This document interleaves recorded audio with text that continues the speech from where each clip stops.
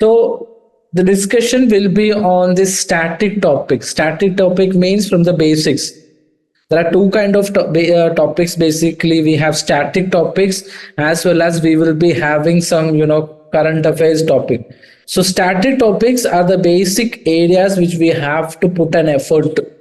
That should be a priority to finish as well. Okay, so that is something we have to do. So based on the difficulty level or the importance, I have divided the topics in a way. For example, when we study UPSC, the most important topic or the subject which we have to study, the first one is polity actually.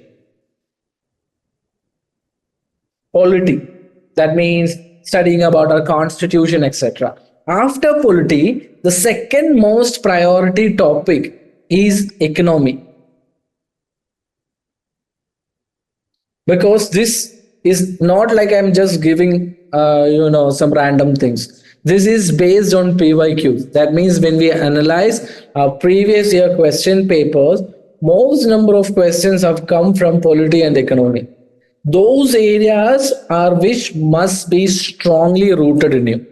So polity and economy have to be finished first.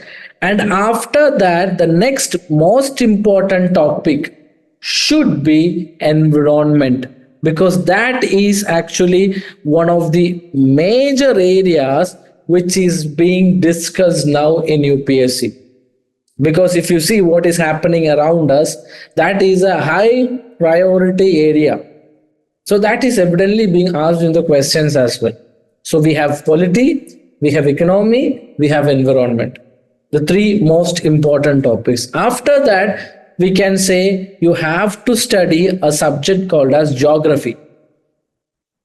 The importance of geography actually comes pretty much more strong when we go for our mains. But still, even for prelims, geography is a very powerful subject. Okay.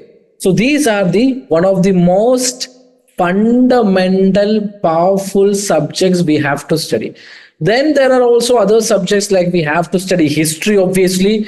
But if you see the recent trends in the last 3 to 4, 5 years, the proportion of history is coming down. So if you take history, actually we can say we can divide it into 2 to 3 parts. One is modern history. Then we also have a part called as ancient history as well as medieval history. Okay, so we can club ancient history and medieval history together as well as modern history together. But the proportion of these areas is coming down. If you see ancient history and medieval history, the syllabus is so wide. Okay, so the issue with that is that we have to study a lot. But even after we study, the number of questions we get will be less, and that too will be very difficult to crack. So what we have to do, we have to just focus very little in these areas. So I will be letting you know what are the things you have to focus in it. Then comes modern history, especially the formation of conquerors, arrival of Britishers. What did Mahatma Gandhi do? It was a priority area way back. But now, the last couple of years or maybe 4 to 5 years, the proportion of history is coming down, but still we have to study the basics. Then comes art and culture.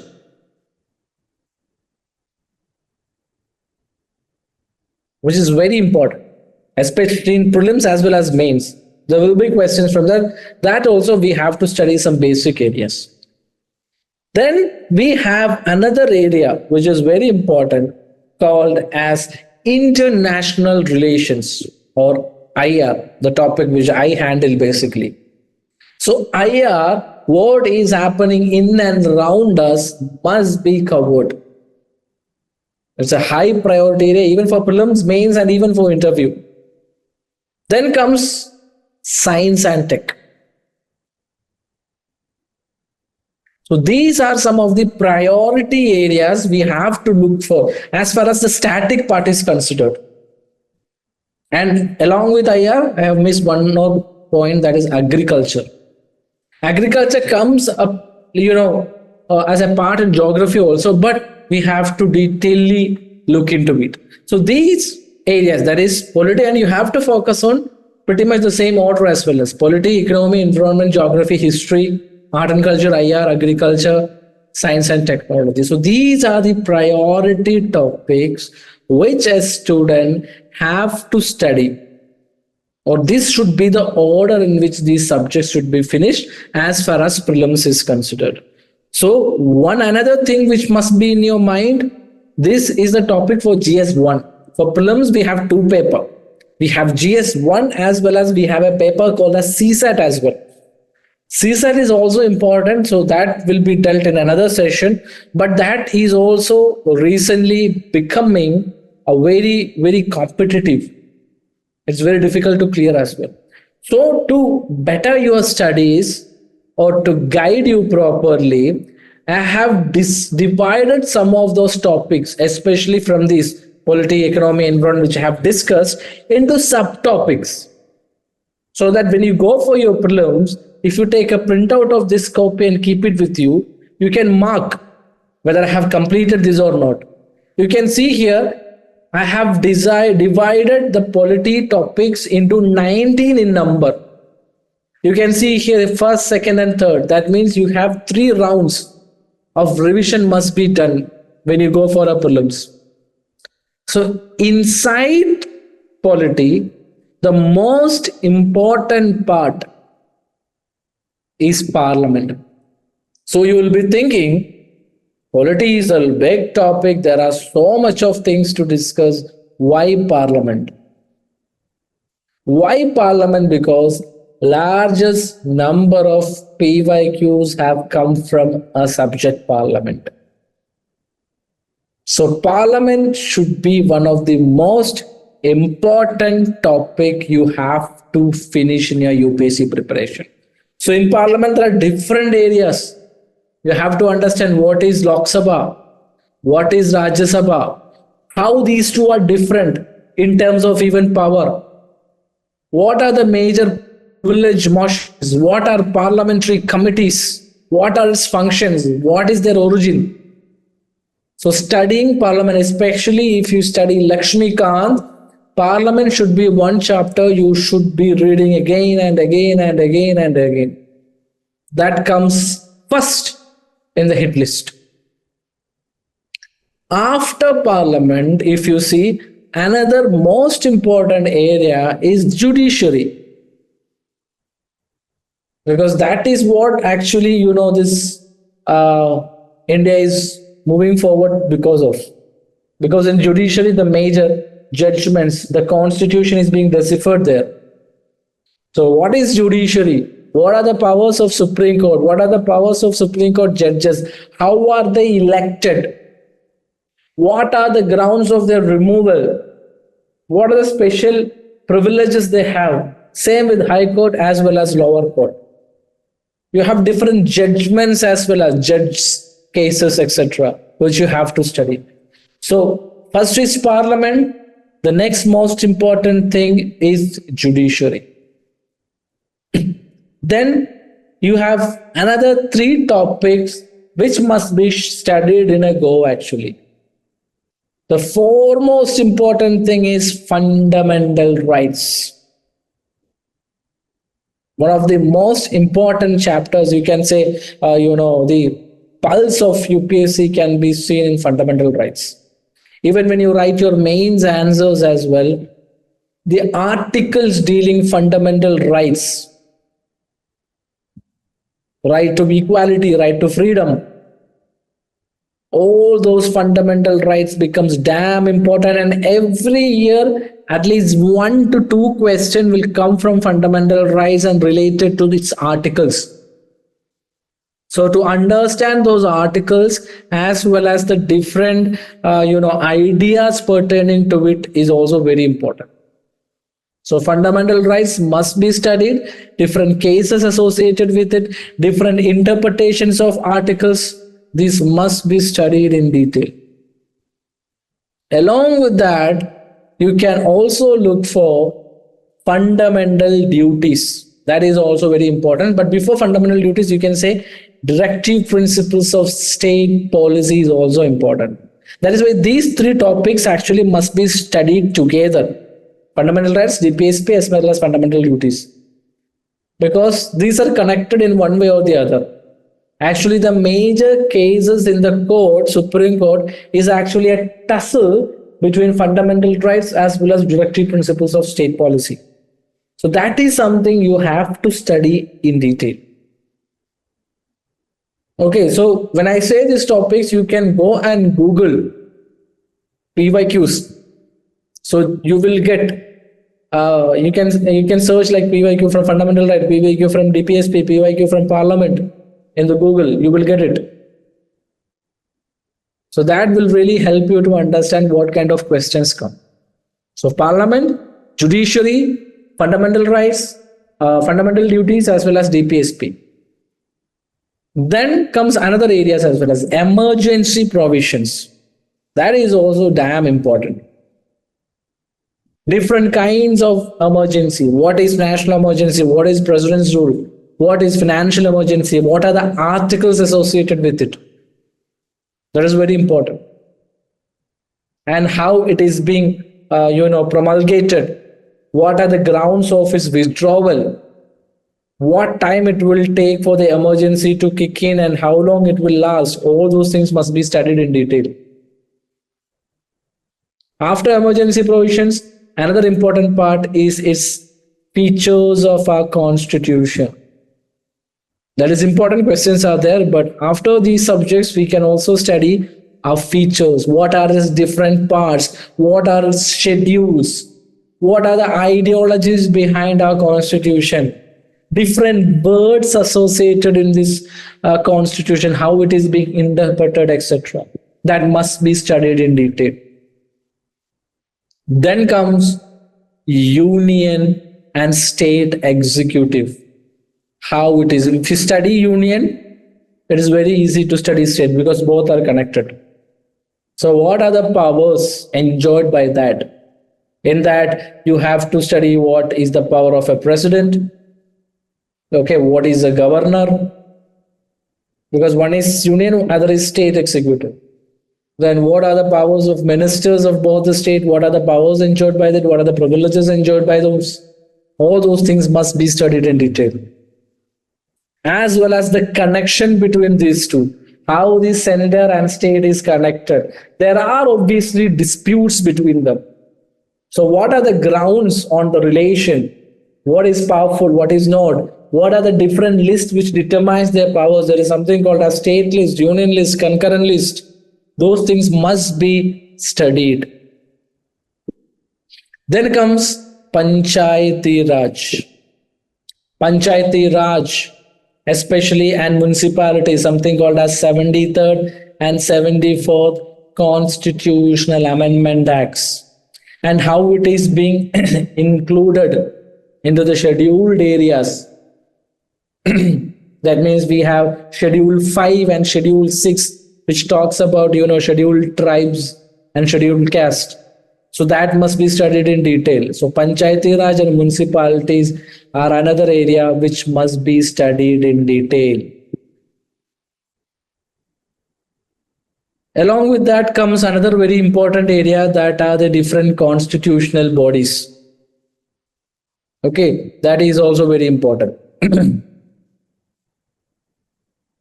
You have constitutional bodies. For example, you have Comptroller and Auditor General. You have UPSC. These are very important constitutional bodies. Their articles are to be studied. How they are appointed has to be studied. How they are being removed. You can make a table for that. Like this, what I've made. Constitutional bodies, head, appointed, etc., etc. So that it is very easy for you guys to revise for multiple times. Along with constitutional bodies, there are other non-constitutional statutory bodies. And you also must know the difference. Constitutional body means which is mentioned in the constitution. Statutory body means that came by the means of an act. Then you have executive bodies which is being institutionalized by the government. After these bodies are being studied, for example, CBI, etc., non-constitutional bodies. Okay, and after that, you have to study something called as the preamble. the different words. If possible, study this preamble by heart. Study each word. Study what are the words that were originally there, what were the words that were added after that. All those things must be studied. Then separation of powers. How the power between the center and state is being divided, how the power is being divided between the executive, legislature, and judiciary. That also must be studied. Then Constitution. This is one area. The next two, Constitution Making India and Constituent Assembly. These are two areas in which students invest a lot of time, because actually Lakshmikant, this happens to be the first chapter. So when we invest a lot of time into it, we might get one question from it, and that too can be difficult. You have to study it, but do not waste a Herculean time in this. Invest less, but do study it. You have to study all those things.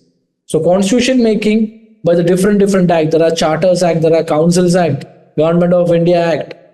All those things have to be studied. The provisions have to be studied, but do not invest a hell of a lot of time there. But you should have an understanding as well. As well as the Constituent Assembly, what were its function, who headed what, etc. is needed. Then comes amendment of the Constitution. What is a constitutional amendment bill, how it is being done, how it is being passed, what are the conditions for this, all these things must be noted. Then comes another very important topic, that is basic structure. So basic structure is very important topic, because it is a concept which is being getting evolved. So these are some of the areas which an aspirant has to study in a polity paper. See, don't think that this is the only thing you have to study for UPSC. That is not the case. There are more topics than that for sure. But a bare minimum is needed. You cannot go to UPSC without preparing these topics. So these are the most priority topic as far as polity is considered. After polity comes the next most important thing, that is economics. Economics in GS paper, in mains it comes in paper number 3, GS 3. But in prelims also, it is very damn important. Because this is one area in which our logics, in our tricks, or those things works less. Because you have to have a sound foundation of the subject. That is very, very, very important as far as economics is considered. So in economics, these are the major priority area. The first and foremost is monetary policy and how RBI is doing it. There are different initiatives. RBI, if you see, is the most important thing as far as economics is considered. What are they doing? Different kinds of measures in which they connect. There is something called as cash reserve ratio. There is something called as repo rate. There is something called as reverse repo rate. There is something called as bank rate. There are different tools available with RBI. So when you study this, you should not just simply study the definition of it. What is cash reserve ratio? What is repo rate, etc. No. The way you should study is such a way that if RBI increase or decrease any of its rates, what will happen in the economy? For example, one of the most important tool available with RBI to control the money supply is called as repo rate. So it is the rate at which the central government or RBI lends to other banks. So many a time the question is, what happens in the market when repo rate is increased? So you have to understand what happens. When repo rate is increased, the interest rate increases, the money supply in the market reduces. That is a concept you have. How it is applicable or how it is being, connected to the market. or the money supply. Based on that, you can study repo rate, you can study reverse repo rate. Okay, there are different initiatives by the bank. That is something you have to study in economy. Then comes fiscal policy. That is done by the finance ministry or the government. How budgeting is being done. What are the procedures of it? What are the measures available with the government? That is the second most priority area. Then comes banking. Different kind of banks have to be studied. What are the conditions? There is something called as small banks, payment banks. The difference between that have to be studied. Different kind of money as well as capital market. That has to be studied. Then you have the balance of payment and its issues. What is inflation? Which is damn important. What are the effects of inflation in a market? What are the tools government as well as RBI have to contain inflation? Because that is a heated topic as far as India is concerned. Then also you have to study some of the major institutions in the money supply. World Trade Organization, IMF, World Banks and similar institutions. What role they play. Then comes agriculture, which must be studied extra, but you can include it in economics as well. In agriculture, you have to study what are the major crops, what are the climatic conditions needed for it, what are the different government initiatives to support those crops. So agriculture is very especially, crops like cotton, which was a PYQ many time, rice, coffee, now turmeric, spices, etc. Then, which year you're going to write, that times budget is damn important. You have to read it 2 to 3 times. In that, you have to study what are the major initiatives and what are the areas of those budgets. If a new initiative have been created for cotton, say, you have to study cotton in detail. You might get a question from that. So if the budget focus upon developing a port city called as Dholavira, you have to study what about Dholavira? You have to study about Lothal. So studying in detail of the budget and having a proper analysis of that, you will understand what are the most important priority areas of the government, because that is what budget does. Because in budget, government will prioritize what are the important areas and will come up with projects to help those areas.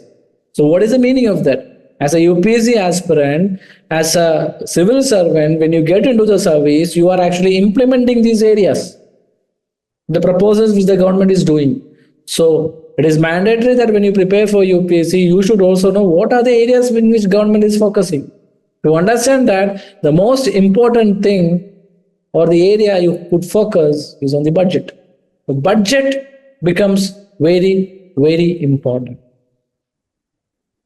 So these are some of the very important areas of economics. See, I can make this very long, the topics, by dividing and segregating it. But my purpose is to understand the core area or core themes and study accordingly.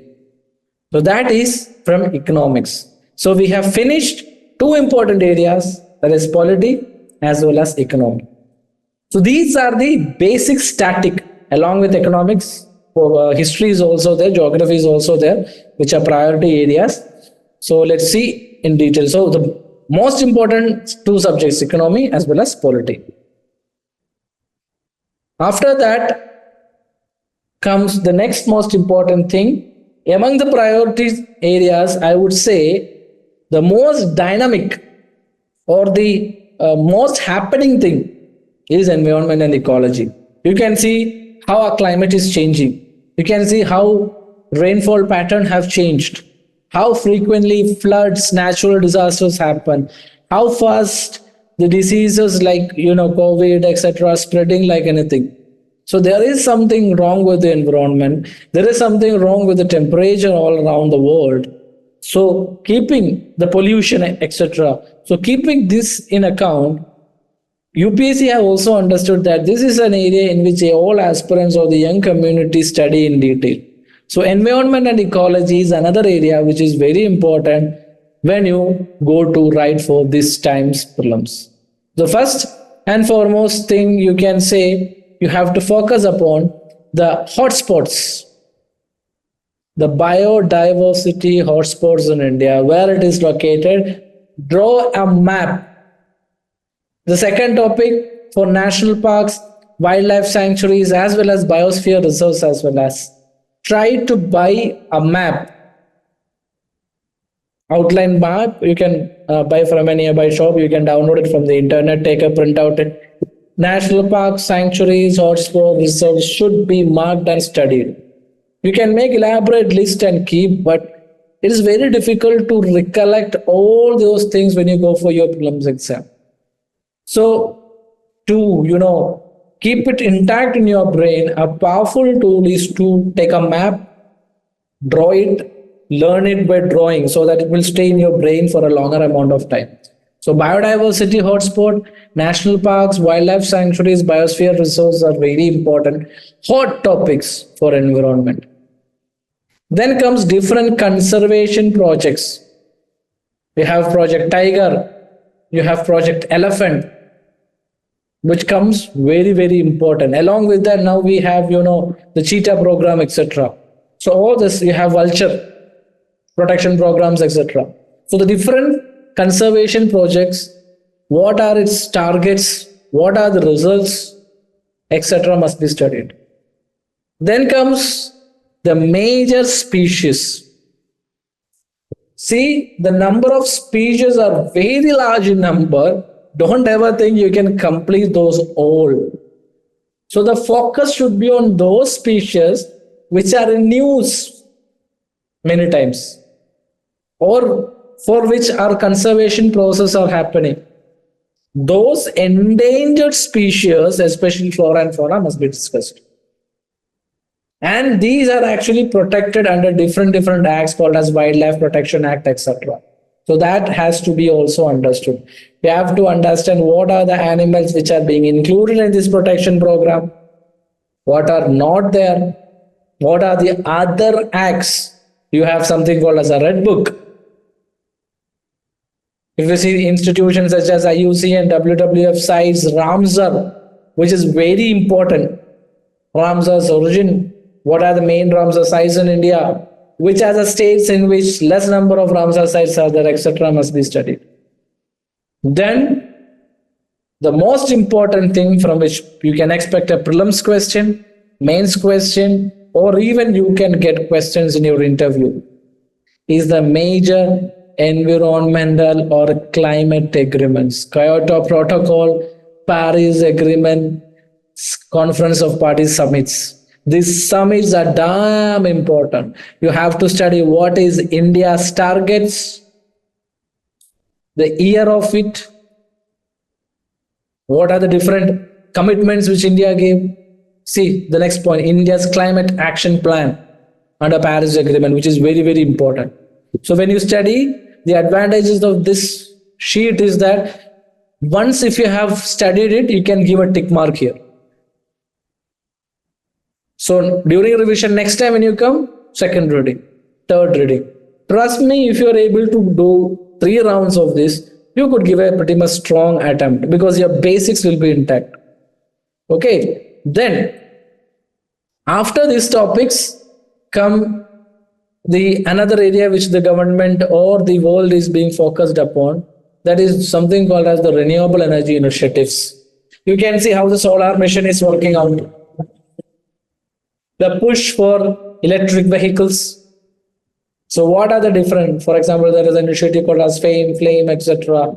National Solar Mission, International Solar Alliance, etc. That you have to study. Different reports related to environment. And you must have a list or notes on words associated with carbon. What is carbon budget? What is carbon tax? What is black carbon? So words associated with carbon is damn important.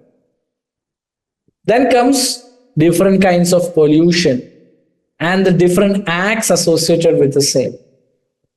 Air Act, Water Act are very, very important. There are interconnections in it. Then comes waste, how waste are being treated, what are the rules associated with it. You can expect at least one question every year from this. So how the different institutions work as far as pollution is considered. What is National Green Tribunal? How it is different from other tribunals? What are its powers? What are starking areas in which the National Green Tribunal's power is absent? What is environmental impact assessment? What are its procedures? How it is being implemented, etc. must be studied in detail. Then green energy initiatives, similar to solar, you have to understand hydrogen, wind, etc. Biogeochemical processes like carbon, nitrogen, phosphorus cycle. What are the components being involved in? You have to study. Then forest right out there, Stockholm Conference, Rio Summit, Agenda 21. These are all important areas. What are the powers of this institution? Why this institution came into being? What are their challenges? What are their goals? Must be studied. Montreal Protocol, ozone layer protection, UNFCCC, COP meetings, everything's are damn important in environment. This is one of the most dynamic areas in UPSC preparation. This, along with international relation, is one of the most challenging or dynamic. Dynamic means new topics. I've given some spaces as well as when you study. If you come across more topics, you can add it. You can add extra sheets in this as well. Okay, so this is related to environment. Okay, after environment, next comes another important topic, that is geography. Okay, in geography, it is majorly core concepts, and this often repeat. That means if you studied this in detail, you have to just update it with current affairs, because this is one of the most static areas. Cyclones is very important. How is cyclone being formed? What are the different characteristics of cyclone regarding temperature, etc.? This is very important. What are its fronts, characters, etc.? Monsoon wind system. How monsoon affects India? What are the different ways it reaches India? What are its formation, etc.? That is very important. Then comes El Nino, La Nina, Indian Ocean dipole. These three concepts are difficult. Obviously, you have to take help sometimes, but study this. How will El Nino affect India as well as the climate system in and around the world? How does La Nina affect? What does Indian Ocean dipole do, or why the name came, etc. So these three actually forms the core part of geography. Then volcanism, volcanoes, different kinds of lavas. What are the different kind of intrusive as well as extrusive landforms? Which forms? Intrusive means inside the earth, the other one is coming outside. Sometimes what happens, the magma which comes gets solidified inside the earth crust. So that is called as intrusive landforms. So different kind of landforms formed by volcano is important. Earthquake and different waves associated with S waves, surface waves, etc. That is a high probable area. Plate tectonics is a very difficult topic to study, but if you study the major plate, how it is being played, etc., this is a good area. Major disasters like tsunami, etc. Then a high probable area even for prelims as well as mains, currents. What are the major cold currents? What are the major warm currents? Where does that, if you have a map similar to the Indian outline map, you can get a world map. In that, draw and understand major currents. What does a warm current does to the surrounding? What does a cold current do to its surroundings? That must be studied. Then comes major soil types in India. What are the characteristics of it? What kind of crops grow on such things?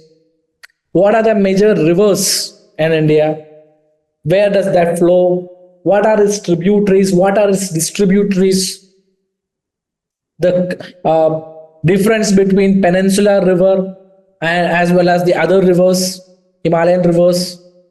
What are the landforms which they make are very important. Important cities through which the rivers flow. Then you have the different layers of atmospheres as well. That is a possible question. Along with that, you have different landforms in land and ocean. Landforms made out of air, water, ice, glaciers, etc. Then comes heat budget, then comes Earth's interior. Each layers. So these are the priority area of geography. For me, geography was one of the toughest subject. For me, the real villain was geography. Because in prelims, you can say you can expect 2 to 3 questions. But when you go for mains, in GS paper 1, you can expect up to 90 to 100 marks you can get from geography. So that is a high priority area which you should study. After geography, our intensity starts to get reduced. Then I would say modern history stuff, I told you the priority is decreasing, but still we should have a basic understanding of it. If a question from an easy topic comes, that should not go from you. As far as I am considered, the most important area which you have to start studying is from the formation of Indian National Congress in 1885. From 1885, you have to understand its origin, the important sessions, the president, leaders. If you could keep a small table for that, that is enough.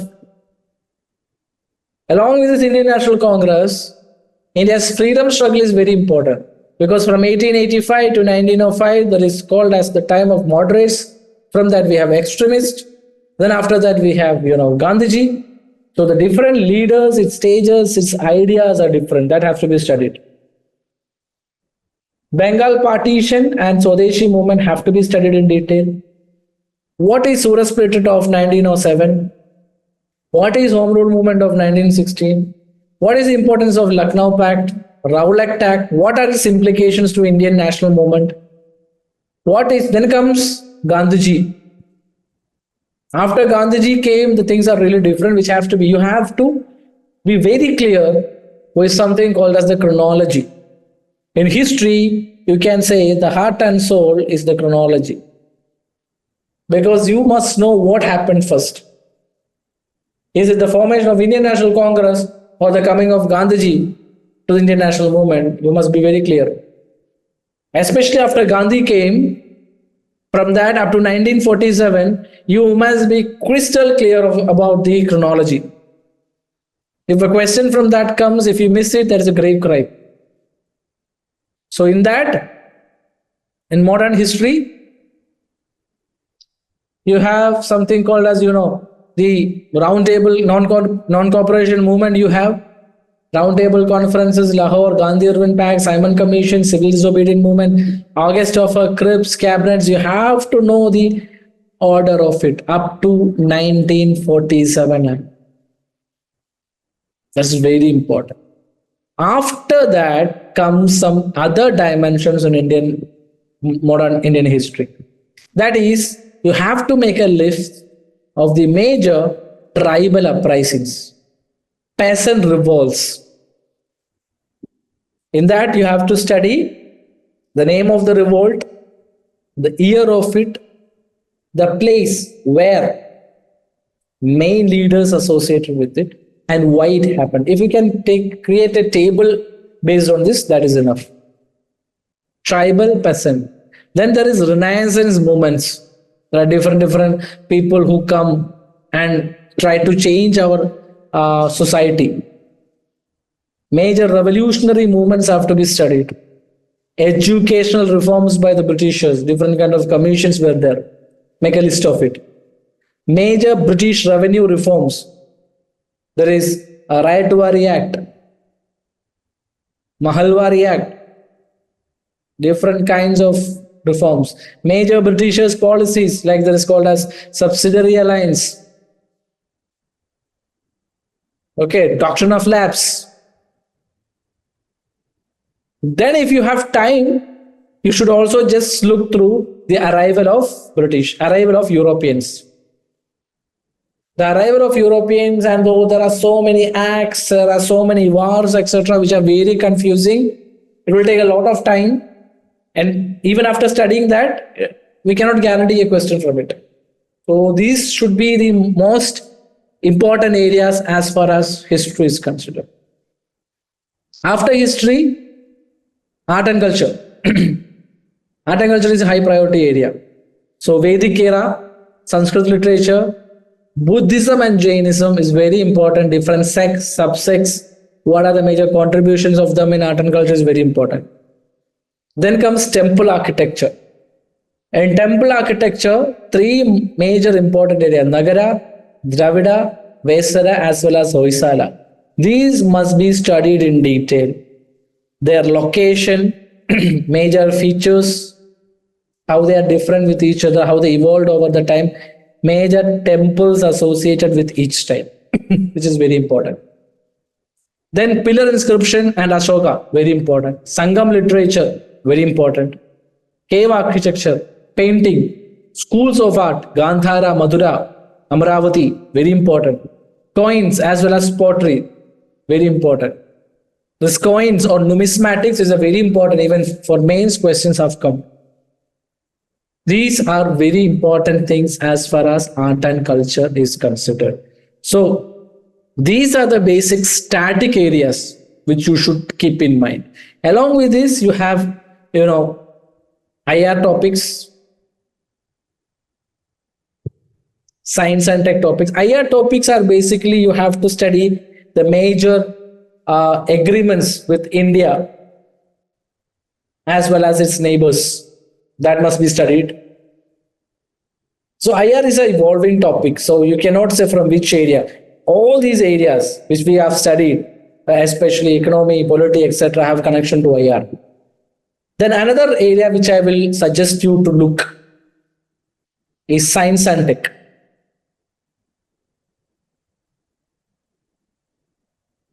In that, you have to develop certain themes and study.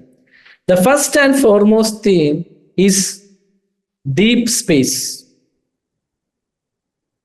In that, there are different type of explorations and missions by NASA, etc.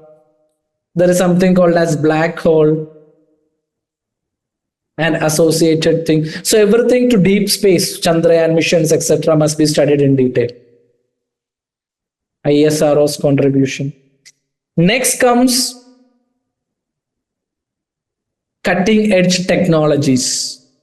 How do you understand what are cutting edge technology?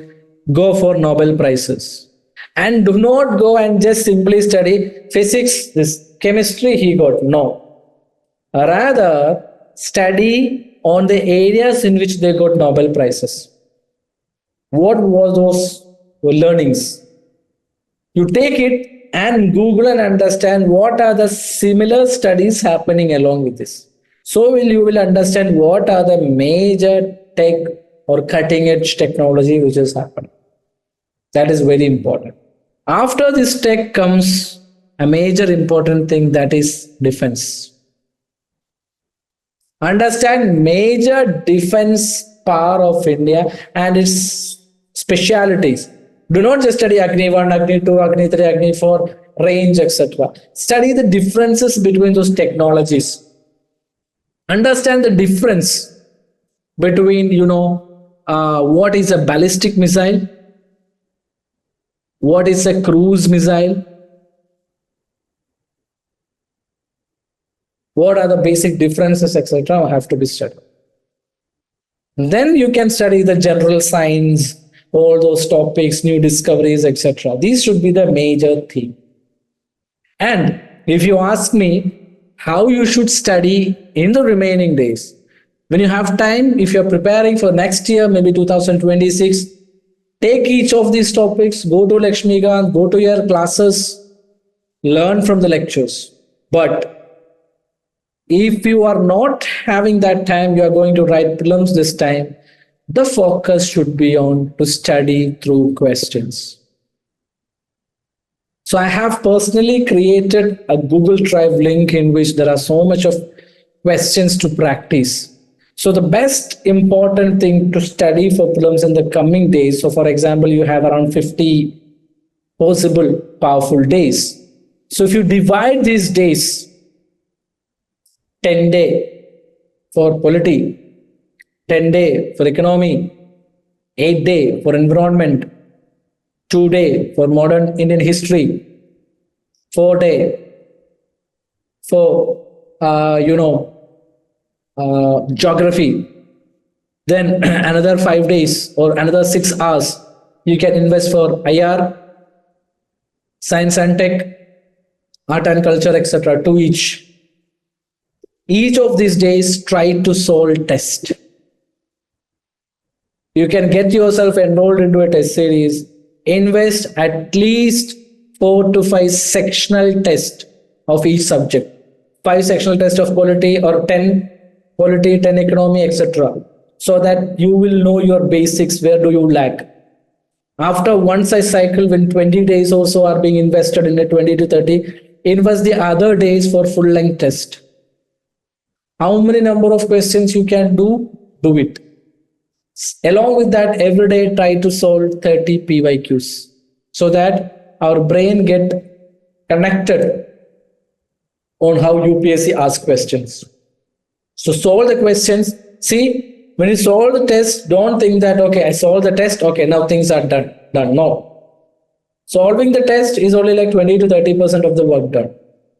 The remaining of the time is actually where you have to study, you have to analyze your paper, what went wrong, and you study the key.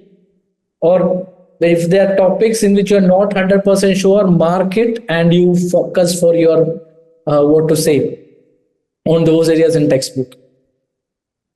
So rather than just being in your room, mugging up of facts, solve questions, analyze it, revise. Solve questions, understand the important areas, study those. That should be your mantra in the coming days. So that only can help you in these days. Okay. Do not think that you can simply mug up and study important topics. Okay. So that is a basic awareness which I want to give it to you. So the drive as well as this sheet will be shared to you by your mentor, Gawthaman sir. I will be sharing it with him. Okay. So that is all for today's session, just to keep you guys interested as well as to understand the priority topics and work upon it. So we might be having a session really soon in which we will be discussing some of the important current affairs topics for the UPSC 2025. Okay, so till then, we will see you soon. Bye-bye. Take care.